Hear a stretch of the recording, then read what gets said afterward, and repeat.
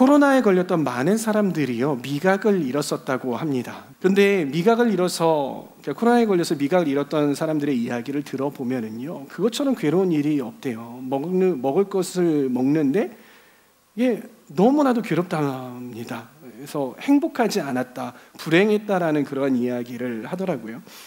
음식을 먹는 것은요, 행복과 상당히 긴밀하게 연결이 되어 있습니다. 여러분, 그 음식을 여러분들이 섭취를 하잖아요. 그러면 뇌에서 어떠한 반응이 일어나냐면요, 뇌에서 호르몬이 분비를 하게 만드는데요, 어떠한 호르몬이 분비가 되냐면 세로토닌, 노르에피네프린, 도파민, 아드레날린, 이러한 그 호르몬이 여러분들이 분비가 되면서 행복감을 느끼게 한다고 합니다. 그리고 어떤 학자는 이렇게까지 이야기를 합니다. 사람들이 불행한 이유 중 하나는요, 충분한 영양을 골고루 섭취하지 못하기 때문이다. 그리고 또 성경은 이렇게 말합니다. 신명기 14장 36절 중반절, 어떤 것이든지 먹고 싶은 것을 사서 주 당신들의 하나님 앞에서 당신들과 당신들의 온 가족이 함께 먹으면서 즐거워하십시오. 여러분들, 이러한 것들을 볼 때, 그리고 이런 성경을 볼 때에 우리가 알 수 있는 것은 무엇이냐면요, 하나님이 원하시는 것은요, 우리가 음식을 제대로 못 먹고 사는 것이 아니라 우리가 먹고 싶은 것을 우리가 잘 먹기를 원하시고요, 그리고 그로 인해 우리가 행복하기를 원하신다라는 것입니다. 하나님은 우리가 먹는 기쁨을 누리기를 원하신다는 거예요. 그런데 성경은 우리가 마냥 음식에만 몰두해 있는 것을 경계합니다. 잠언 말씀 두 구절 말씀인데 함께 읽어보도록 할까요? 잠언 23장 21절 시작. 늘 술에 취해 있으면서 먹기만을 탐하는 사람은 재산을 탕진하게 되고 늘 잠에 빠져 있는 사람은 누더기를 걸치게 된다. 28장 7절, 슬기로운 아들은 율법을 지키지만 먹기를 탐하는 사람들과 어울리는 아들은 아버지에게 욕을 돌린다. 여러분, 이 성경이 말하고 있는 것이 무엇입니까? 성경은 음식을 탐하는 것, 즉 탐식을 경계하라고 말씀하고 있는 것이죠. 여러분, 우리는 어떠한 장단에 춤을 춰야 할까요? 마치 이런 것 같습니다. 한 어린아이가 있어요. 어린아이가 있는데 아빠가 어느 날 좋은 음식을 차려 놓으신 거예요. 그리고 아이에게 말하는 거예요. 얘야, 이거 마음껏 먹고 즐거워했으면 좋겠어 하고서는 막 먹게 하시는 거예요. 그럼 그 아이가 어떻게 해요? 그 음식을 막 먹는 겁니다. 그리고 다음에 또 음식을 먹을 때에도 아빠가 먹을 거 마음껏 먹어도 된다고 했어, 즐거워하면서 마음껏 먹으라고 했어 라고 생각을 하게 되는 거죠. 그러면서 음식을 막 먹습니다. 그런데 어느 날 아빠가 이 아이에게 심각한 표정을 지으면서 다가와서 하는 이야기가 무엇이냐면, 얘야, 너 그렇게 먹을 것을 막 먹으면 어떡해? 너 그렇게 먹으면 안 돼 라고 말씀을 하시는 거예요. 여러분, 이 아이가 어떻겠습니까? 상당히 혼란스럽겠죠. 근데 이 아이가 왜 혼란스러울까요? 아빠가 이랬다 저랬다 언제는 내가 잘 안 먹으면은 너 먹어야 된다라고 막 뭐라고 하시고, 그리고 내가 막 잘 먹으니까 참 그렇게 먹으면 안 된다라고 말씀하시는 그 아버지의 말씀에 혼란스러워하는 거예요. 근데 이 아이가 왜 혼란스러울까요? 우리가 성경을 읽으면서 하나님께서 이렇게 말씀하시기도 하고 저렇게 말씀하시기도 하잖아요. 오늘 성경 말씀도 그러잖아요. 언제나 잘 먹으라고 하셨다가, 잘 먹어야 잘 먹고 기쁨을 누린다고 말씀하셨다가, 어떨 때는 야, 니네 그렇게 배 터지게 돼지같이 처먹으면 안 돼 라고 말씀을 하신단 말이에요. 어떻게 하라는 거예요? 왜 우리는 혼란스러운 것일까요? 그것은 성경적인 기준을 모르기 때문인 거예요. 이 아이가 혼란스러운 이유는요, 어떻게 먹어야 할지에 대한 기준이 없기 때문인 것이죠. 우리는 어떤 기준을 가지고 음식을 대해야 할까요? 여러분, 음식을 대하는 기준이 있습니까? 맛있는 음식은 맛있게, 맛없는 음식은 퇴, 이겁니까? 음식을 대할 때 어떤 기준을 가지고 대하시냐라는 겁니다. 그 기준을 알려면은요, 무엇을 알아야 하냐면, 하나님께서 우리에게 왜 음식이라는 것을 주셨는가, 왜 우리에게 식욕이라는 것을 주셨는가를 알아야 하는 것이죠. 여러분, 하나님께서 왜 우리에게 음식을 주셨을까요? 그리고 우리에게 왜 식욕이라는 걸 주셨을까요? 그렇잖아요. 하나님께서 우리를 창조하실 때에 안 먹어도 되는 거야. 그냥 공기만 들여 마시고 물만 마셔도 살 디룩디룩 찌고 살찌고 키 크고 그렇게 하실 수 있으시잖아요. 그렇죠? 그리고 음식을 안 먹어도 되는, 그 음식을 먹을 수 있는 식욕을, 먹어야 되는 식욕을 안 느끼게 만들 수 있으시잖아요. 그런데 왜 하나님은 우리에게 음식을 먹어야만 살 수 있게 만드셨고, 그리고 왜 우리에게 식욕을 느끼게 하셨느냐라는 것입니다. 왜 그러셨을까요? 우리 신명기 말씀 다시 한번 읽어보도록 할까요? 신명기 8장 3절 우리가 읽었던 본문에서 이렇게 말씀하십니다. 중반절부터 읽을게요. 이것은 사람이 먹는 것으로만 사는 것이 아니라 주님의 입에서 나오는 모든 말씀으로 산다는 것을 당신들에게 알려주시려는 것이었습니다. 하나님께서 우리 인간들에게 말씀을 주신 이유가 무엇이냐? 그것은 첫 번째, 우리가 이 땅을 살아갈 때 필요한 몸의 영양분을 얻기 위해서 하나님께서 우리에게 육적인 음식을 주셨다라는 것이, 이 자체만으로도 음식은 너무나도 숭고한 것이고 가치 있는 것이에요. 그런데 그보다 또 다른 한 가지의 목적이 있다라고 오늘 말씀에서 말하고 있는 것이죠. 그것이 무엇이냐면, 둘째, 우리에게는 하나님이 필요하다는 것을 알게 하기 위해서 이 음식을 우리에게 주셨다라는 거예요. 무엇 때문에요? 우리에게는 하나님이 필요하다는 것을 알게 하시기 위해서 우리에게 음식을 주셨다라는 겁니다. 여러분, 우리가 육적으로 굶주립니다. 굶주리면 어떻게 돼요? 식욕이 식욕이 막 올라오죠. 먹어야 돼. 머리 있어는 막 먹어야 돼. 먹는 것에 좀 약한 사람들은 어떻습니까? 짜증 부리고 막 그런 현상들이 올라오죠. 그 음식을 찾게 됩니다. 음식을 찾게 돼요. 그리고 음식을 어떻게 돼요? 마구마구 섭취하게 됩니다. 음식을 섭취하게 되면 어떻게 해요? 배가 빵빵해지니까 만족감을 느끼게 되는 것이죠. 그런데 그 만족감이 얼마나 갑니까? 한 3시간, 4시간 지나서 또 다시 배고프기 시작을 하는 거예요. 그럼 어떻게 해요? 또 음식을 찾는 거예요. 음식을 먹어요. 또 포만감을 느끼는 거예요. 또 조금 한 4시간, 5시간 지나니까 또 배가 고픈 거예요. 또 음식을 찾아요. 음식을 먹어요. 포만감을 느끼죠. 이거를 하루에 몇 번을 한다? 3번을 한다. 근데 이것을 통해서 인간들은 무엇을 알게 되느냐라는 거예요. 이것을 통해서 우리 인간은 무엇을 알게 되느냐라는 거예요.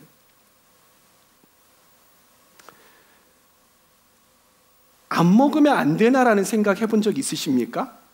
몇 끼 챙겨 먹는 거 너무 귀찮다고 생각해 본 적 있으십니까? 저 그런 적 있어요. 안 먹으면 안 되나? 제 아내한테도 야, 음식을 안 먹으면 안 돼요, 여보? 그러면 안 먹어봐 어떻게 되는지. 못 사는 거죠. 그러면서 인간은 무엇라고 생각하냐면, 우리는 음식을 먹어야 사는 존재이구나. 누군가가 음식을 공급해 주어야 먹고 사는 그런 존재구나라는 것을 깨닫게 돼요. 우리는 음식을 먹지 않으면 살 수 없는 그런 존재구나.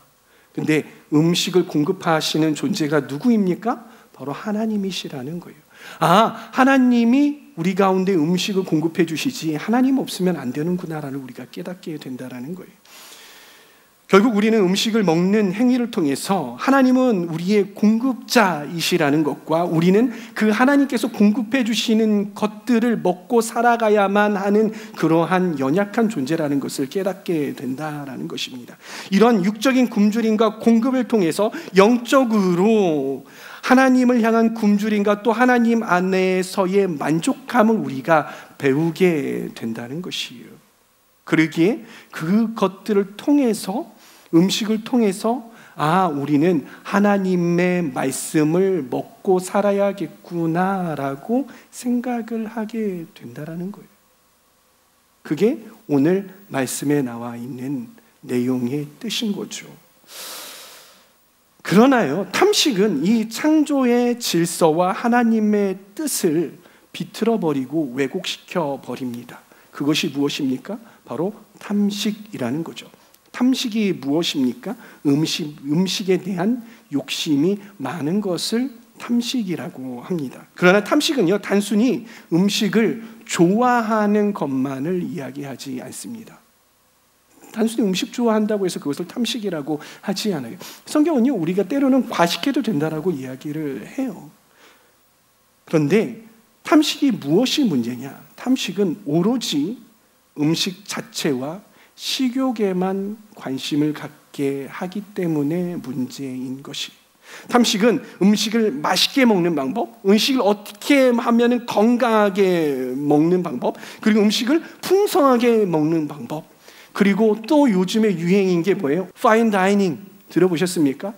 음식을 어떻게 내가 막 대접을 받으면서 먹을 수 있는가, 이 음식 자체, 그리고 내가 얼마나 음식을 풍성하고 좋은 것들을 먹을 수 있는가에 대해서 관심을 갖게 하는 거죠. 그러한 방법에 몰두하느라 이 음식이 누구로부터 왔는지, 그리고 이 음식에는 어떠한 의미가 있는지는 망각하게 만든다라는 것이에요.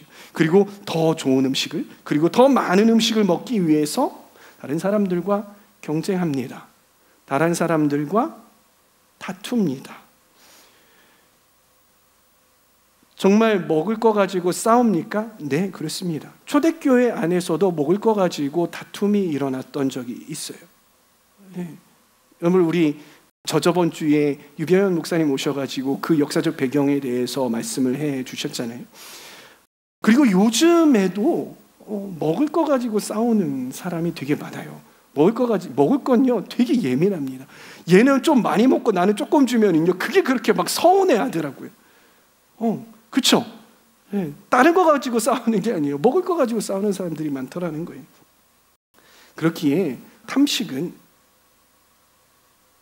우리에게 있어서 치명적인 죄가 될 수 있다라는 것이. 사랑하는 청년 여러분, 여러분의 식생활을 한번 돌아보시기 바랍니다. 여러분은 그동안 음식의 의미를 제대로 이해하고 식사를 하셨습니까?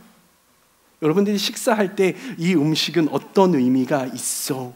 이 음식을 먹으면서 하나님은 어떠신 분이야라는 것, 그렇게 생각을 하고 묵상을 하고 식사를 하셨습니까? 아니면 탐식하고 계셨습니까?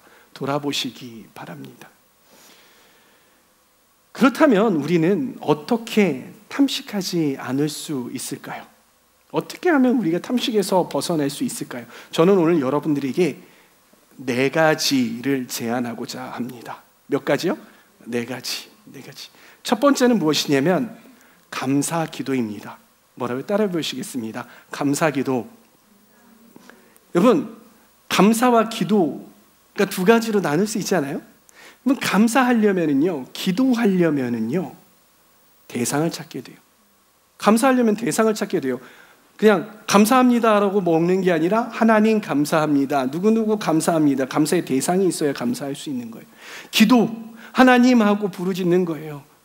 그게 기도잖아요. 대상을 찾게 되는 거예요. 그래서 감사 기도는요, 이 음식이 누구로부터 왔는지 기억하게 만들어요. 하나님 감사합니다라고 기도하면서 이 음식이 주님으로부터 왔습니다라는 것을 우리가 기억하게 하는 거예요. 하나님 감사합니다라고 하면서 하나님께서 우리에게 음식을 제공해 주신 거에 대해서 감사하게 하는 거예요. 그리고 감사 기도는요, 음식을 먹는 행위가 자신의 식욕을 해소하는 것에서 끝나는 것이 아니라 식탁 자리를 하나님과 연결해 주는 아주 중요한 방법이라는 거예요. 그래서 식사 시간을 육적인 음식을 섭취하는 시간에서 하나님과 교제하는 영적이고 거룩한 시간으로 만들어 주는 것입니다. 그러기에 우리는 감사 기도가 반드시 필요한 거예요. 사랑하는 청년 여러분, 그러면 식사하시기 전에 주님 감사합니다 아멘 하고서는 식사하시는 게 아니라 진정으로 이 음식이 누구로부터 왔는지, 그리고 하나님께서 이것을 어떻게 공급해 주셨는지 기억하고 감사하며 기도하시는, 진정으로 기도하시는 저와 여러분들 되시기를 바랍니다. 2번째입니다. 2번째는 따라해 봅시다. 자족하십시오.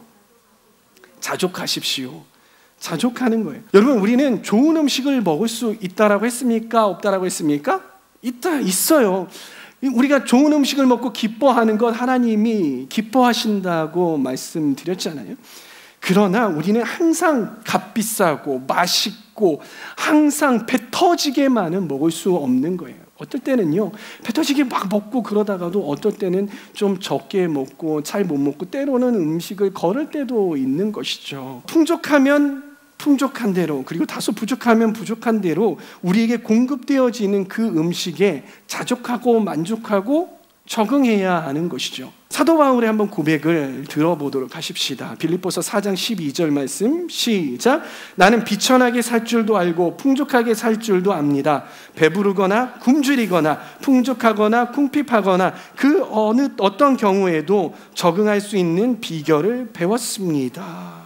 아멘.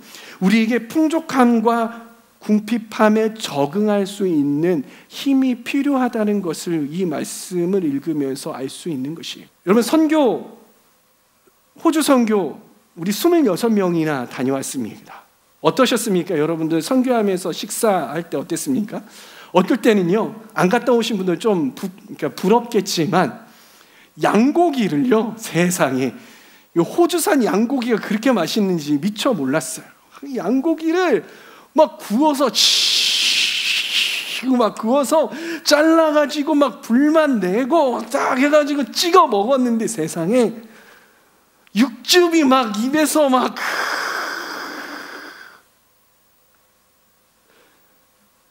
이것만 먹을게요. 먹고서는 뭘 먹었냐면 소고기를 먹은 거야.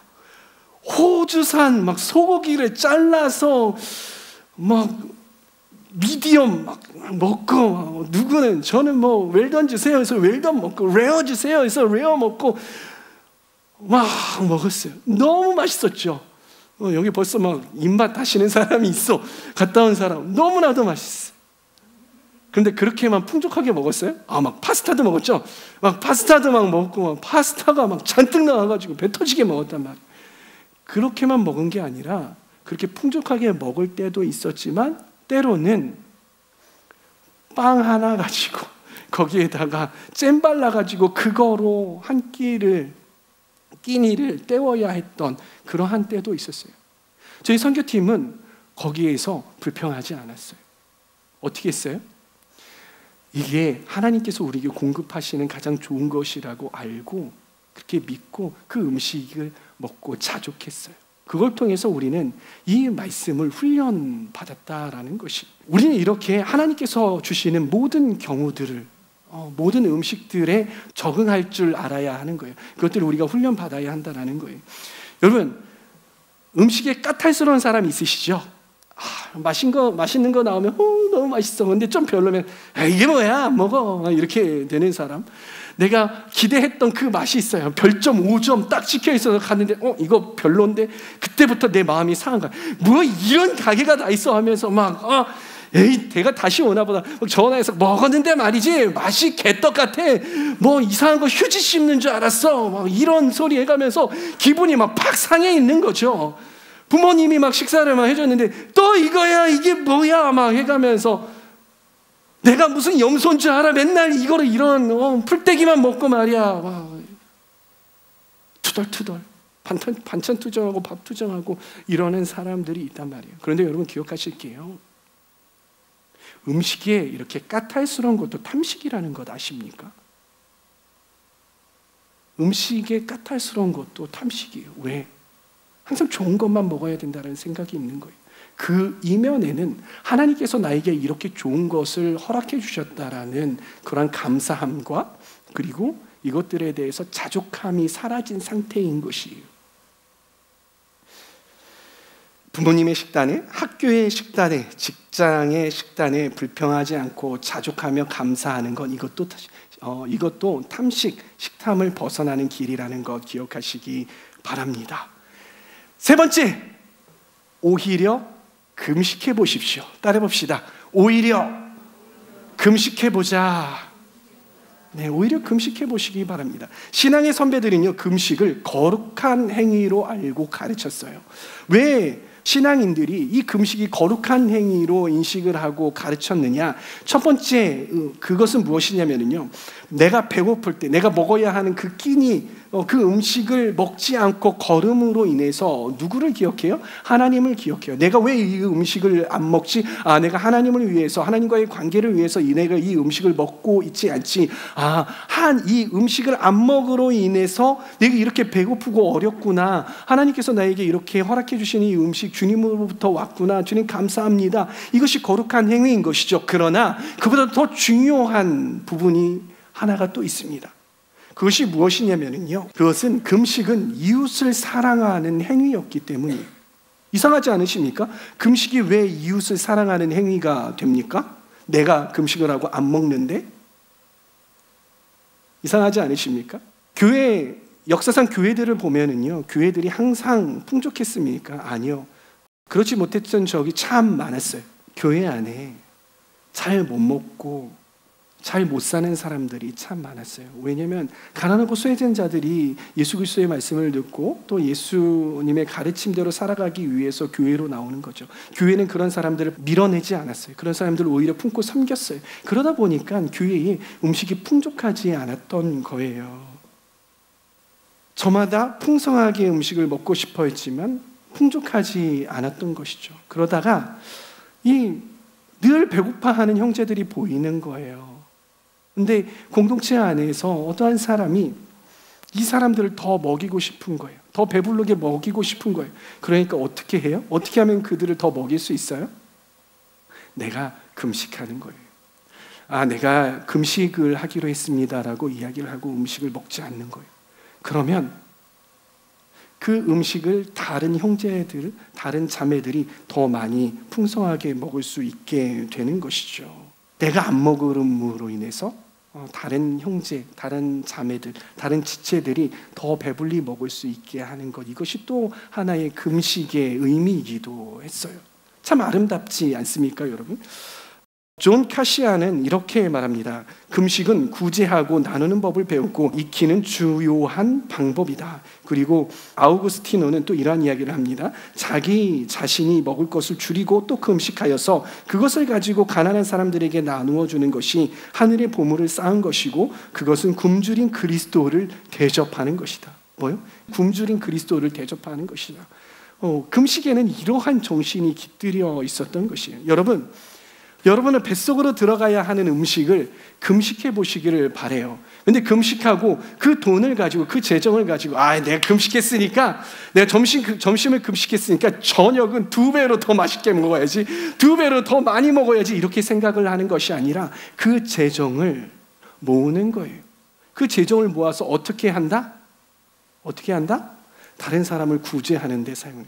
구제 헌금을 하거나 아니면 이 순간에도 제대로 먹지 못해서 굶주려서 죽어가고 있는 다른 나라, 다른 땅의 영혼들을 위해서 후원하는 거예요. 그것이 진정한 금식의 의미인 거예요. 금식했다고 해서 12시 땡 해가지고 아싸! 우선은 그때 치킨 시켜 먹고 막 뜯고 먹는 것이 아니라 아껴서, 그 재정을 아껴서 연약한 사람들, 밥 못 먹는 사람들, 가난한 자들을 위해서 돕는 것, 그것이 진정한 금식의 의미라는 거 기억하시길 바랍니다. 그것이 하나님의 가르침이 하나님 사랑과 이웃 사랑을 실천하는 경건한 삶 아니겠습니까? 자, 마지막으로 4번째입니다. 4번째, 말씀을 섭취하십시오. 혹은 말씀을 기억하십시오. 말씀을 섭취합시다. 시작. 네, 말씀을 섭취하는 거예요. 여러분, 하나님이 왜 우리에게 음식을 주셨다고 했습니까? 신명기 말씀 다시 한번 보십시다. 이것은 중반절부터, 이것은 사람이 먹는 것으로만 사는 것이 아니라 주님의 입에서 나오는 모든 말씀으로 산다는 것을, 우리는 무엇으로 산다? 말씀으로 산다는 것을 당신들에게 알려주시기 위함입니다. 네. 말씀으로 산다는 것을 우리에게 알려주시기 위함이에요. 음식을 먹음으로 인해서 말씀대로 살아가야 되는 것을 가르쳐 주시는 것이죠. 그런데 우리가 말씀을 알지 못하고 음식을 먹으면 어떻게 해요? 그냥 음식을 먹는 거예요. 네. 절대 말씀대로 살아갈 수 없는 거예요. 그러면 우리가 어떻게 해야 되느냐? 말씀을 섭취해야 되겠죠. 말씀을 섭취하려면 어떻게 해요? 성경책을 뜯어 먹어요? 그게 아니라, 성경책을 뜯어 먹는 게 아니라 말씀을 읽어내야 되는 것이죠. 네, 말씀을 읽어내야 되는 거예요. 그래야 내가 말씀대로 살아갈 수 있는 것이지, 말씀도 읽지 않았는데 말씀대로 살아갈 수는 없는 겁니다. 괜히 이단됩니다. 괜히 막 말씀도 안 읽은 상태에서 막 신령하게 막 기도하고 은사 받았다고, 그 전에 말씀을 먼저 읽어야 돼요. 말씀이 내 안에 계속해서 밥을 먹을 때마다 말씀이, 음식을 섭취할 때마다 내가 그 말씀을 묵상하고 생각을 해야 되는 거예요. 음식을 먹기 전에 내가 묵상한 말씀, 내가 통독한 말씀을 다시 한번 떠올려 보는 거예요. 그러니까 내가 그냥 의일에 밥을 먹으려고 하면 오늘 말씀 뭐였지? 오늘 말씀 묵상 뭐였지? 아차, 내가 말씀 묵상 못했네. 내 안에 말씀이 없네. 그러면 성경책을 펴들어야죠. 음식을 먹기 전에 그 말씀을 놓고 기도. 그렇지. 하나님의 말씀, 하나님의 말씀. 네, 아멘, 아멘. 네, 주님 그렇습니다. 그대로 살기 원합니다. 그렇게 살게 해주십시오. 이렇게 기도하고 밥을 먹어야 된다는 거예요. 네. 그리고 또 기억해야 돼요. 내가 이 말씀대로 살아가고 있는가? 오늘 그걸 실천을 했나? 이렇게 생각을 해봐야 된다는 거예요. 떠올려봐야 돼요. 내가 그렇게 살지 못했네. 주님, 제가 이 음식을 먹으면서 주님의 말씀을 기억합니다. 제가 그대로 살아가지 못했습니다. 아니, 이 먹은 음식을 가지고 이 에너지를 주님의 말씀을 실천하는데, 다른 사람들을 사랑하는데 사용되게 하여 주시옵소서. 모든 에너지가 그렇게 사용되게 실천하게 하여 주시옵소서라고 기도하면서 먹어야 되는 거예요. 이것이 온전한 음식을 대하는 우리의 태도, 성경적인 태도, 기준이다라는 것입니다. 여러분, 이 시대는요, 어느 시대보다 탐식이 넘쳐나는 시대예요. 역사 가운데 우리만큼 잘 먹었던 사람들이 없었습니다. 우리는 참 잘 먹습니다. 배 터지게 참 잘 먹고요. 맛있는 음식을 얼마나 잘 먹는지 몰라요. 임금님들이 먹었던 거 우리가 모두 다 먹고 있잖아요. 그만큼 우리는 잘 먹고 있어요. 너무 잘 먹어서 탈이죠. 과거에 비해 좋은 음식은 넘쳐나고 음식 문화는 잘 발달해 있어요. 그리고 음식에 진심인 사람들이 왜 이렇게 많은지요. 그러나 음식에 대한 진정한 의미를 이해하는 사람들은 정말 많지 않다. 아니, 정말 적다라는 것. 사랑하는 청년 여러분, 하나님이 음식을 주신 이유가 무엇이라고 했습니까? 그것은 그 음식을 공급하시는 하나님을 기억하기 위한 것이고, 하나님의 말씀대로 살아가기 위해서 하나님께서 우리에게 음식을 주셨다라고 했잖아요. 사랑하는 청년 여러분, 이 말씀을 잘 기억하시기를 바랍니다. 여러분, 고난주간 어떻게 보내시겠습니까? 고난주간에 벌써 참 많은 음식들을 먹어야 해요. 그렇죠? 하루에 3끼씩 먹어야 되니까. 고난주간에 음식을 대하면서 진심으로 감사하면서 기도해 보시면 어떨까요? 그리고 주신 음식에 불평하지 말고 자족해 보시는 건 어떨까요? 그리고 몇 끼를 정해놓고 금식해 보시는 건 어떨까요? 금식하면서 그 재정을 가지고 다른 어려운 이웃들을 섬겨보시는 건 어떨까요? 그리고 이 고난주간에 말씀을 깊이 읽어내시는 거예요. 깊이 읽어내므로 고난주간을 보내보시는 건 어떨까요? 요한복음 6장 35절에 예수님께서 이렇게 말씀하십니다. 내가 생명의 빵이다. 내게로 오는 사람은 결코 줄이지 않을 것이요 나를 믿는 사람은 다시는 목마르지 않을 것이다. 그래서 이 말씀처럼요, 음식에 대한 관심을 너무 음식에만 몰두해 있지 말고 이 음식에 대한 관심을 예수님을 향한 관심으로 바꿈으로 탐식에서 벗어나 진정한 음식의 의미를 기억하고 실천할 수 있는 저와 여러분, 우리 하울림 공동체 되기를 축복합니다. 아멘.